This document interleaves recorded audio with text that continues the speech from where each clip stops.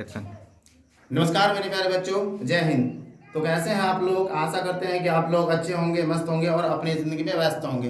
तो चलिए बगैर टाइम गवाए टॉपिक की ओर चलते हैं। आपको शुरू में ही यहाँ पे ऊपर में दिखाई पड़ रहा होगा हिंदी लेखक ट्रिक। और यह जो है ना वर्णिका यानी कि क्लास यानी कि कक्षा 10वीं का वर्णिका एक प्यारा सा बुक है। उस बुक में जो है ना यानी कि माँ के बारे में जिक्र किया गया था। बहुत ही प्यारा बुक है। उसमें से कुल 5 कहानी दिया गया है। उस कहानी का जो है ना लेखक परिचय जो है आपको जो है ना ट्रिक के माध्यम से याद रखना है। यहाँ से लगभग 2-3 यानी कि बोले तो 5 यानी कि समथिंग 1 से लेके 5 तक का यहाँ पे सवाल दिया जाता है बिहार बोर्ड में, ठीक है ना। तो उस सवाल को आपको जो है ट्रिक के माध्यम से लेखक परिचय अगर याद कर लीजिएगा तो आपका लगभग 3 से 4 नंबर आपका आ जाएगा। तो चलिए बता रहे हैं, जैसे कि पहला ही कहानी है दही वाली मगम्मा। और यह दही वाली मगम्मा जो है ना, मगम्मा जो है दही बेचने की काम करती है।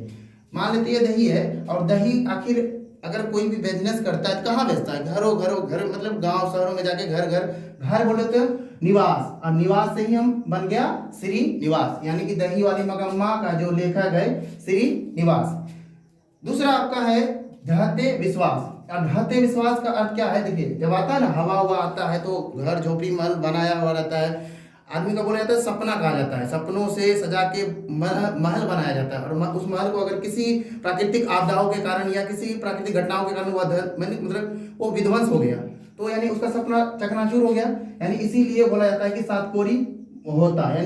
यानी कि उसको जो है ना सपना 7 यानी भागों में टूट गया। तीसरा आपका है माँ। माँ शब्द से ही सुन के क्या आता है? माँ क्या होता है? ईश्वर होती है। और ईश्वर से ही बन गया आपका ईश्वर पेटलीकर। यानी माँ माँ यानी कि कहानी का लेखक हो गया आपका ईश्वर पेटलीकर। चौथा आपका है नगर।